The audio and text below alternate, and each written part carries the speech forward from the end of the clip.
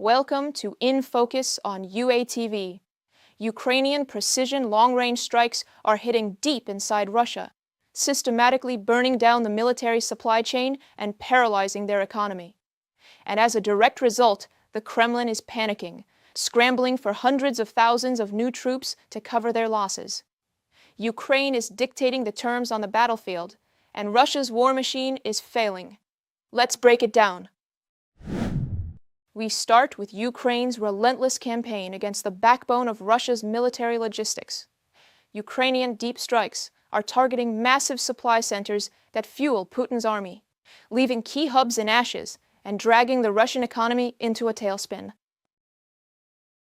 Explosions rocked the Russian cities of Penza and Sarapul in the Republic of Udmurtia during the night of July 30th. Air raid sirens sounded as panic spread across local online communities after a massive Wildberries logistics hub, covering nearly 140,000 square meters, caught fire. Russians described the incident as another major blow to both the company's operations and the country's economy. Judging by eyewitness footage, the strikes were extensive.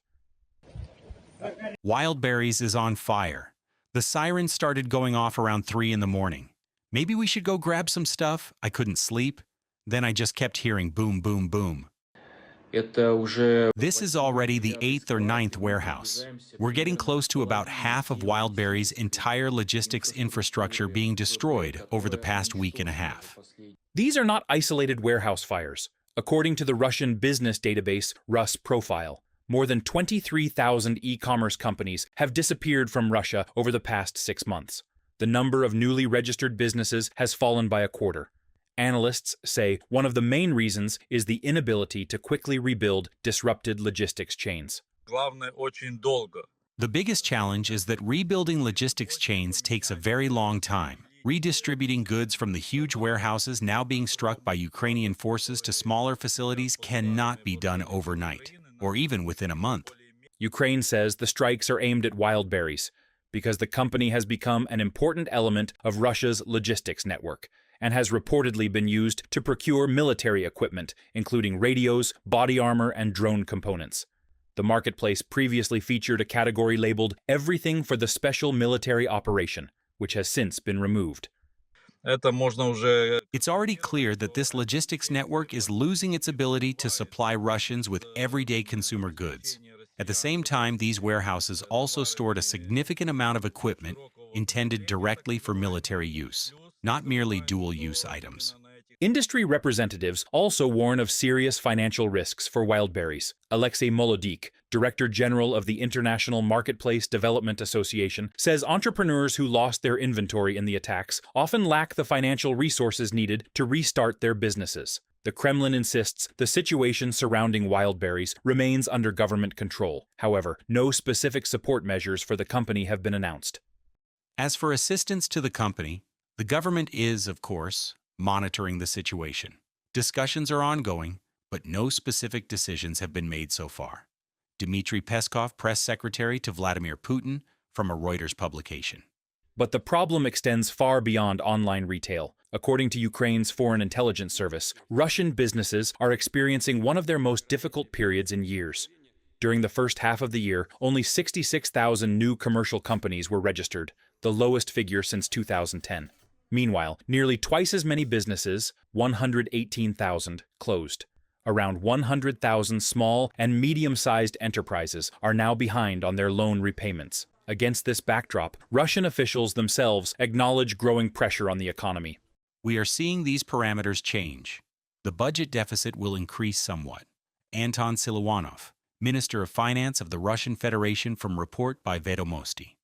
Russia's economic problems are increasingly affecting not only businesses, but also ordinary citizens. The Federal Tax Service has begun sending notices to Russians purchasing expensive real estate and luxury vehicles without documented sources of income. According to the Finance Ministry, the federal budget deficit reached nearly 6 trillion rubles in the first half of the year, roughly 1.5 times the government's full-year target. At the same time, the volume of cash circulating in the economy continues to rise as businesses and individuals increasingly rely on off-the-books transactions. Under these conditions, Moscow is looking for new ways to ease economic pressure and preserve trade flows. One of those channels is Belarus. Сейчас Беларусь Belarus is becoming increasingly important as a transit zone that helps mitigate some of the negative effects on the Russian economy. According to Ukraine's Foreign Intelligence Service, even Belarus's role as a transit partner has not shielded it from the consequences of Russia's economic downturn. While Moscow continues trying to circumvent international sanctions, Russian defense companies are reportedly accumulating debts to Belarusian suppliers. Among them are Peleng and Volotavto, both of which have filed lawsuits against Russian defense enterprises. Reported by Dmitro Shulha, UATV News. When logistics burn and the economy bleeds, a regime is left with only one desperate move: throwing more lives into the meat grinder.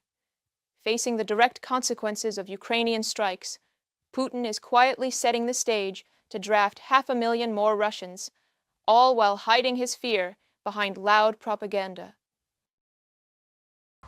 Russian Ryazan once again shook from the explosions. According to OSINT channels, a sorting complex of the Wildberries marketplace came under attack. Local authorities preferred not to specify what exactly was burning. They only said there was a fire on industrial territory. The company itself, however, honestly admitted that access to the Ryazan Tiushevskaya warehouse was restricted and that employees had been evacuated. Oh damn, right away too.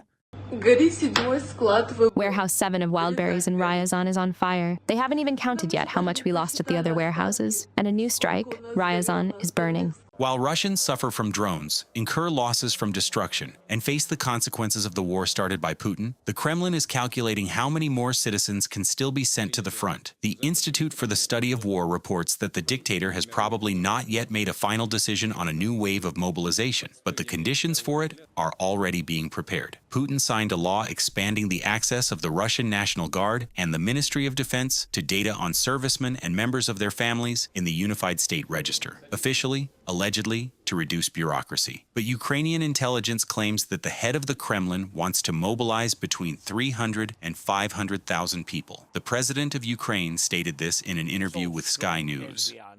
Putin is not ready to stop this war. I've got the brief from intelligence. He is preparing mobilization. He wants to do it after elections on 21st of September.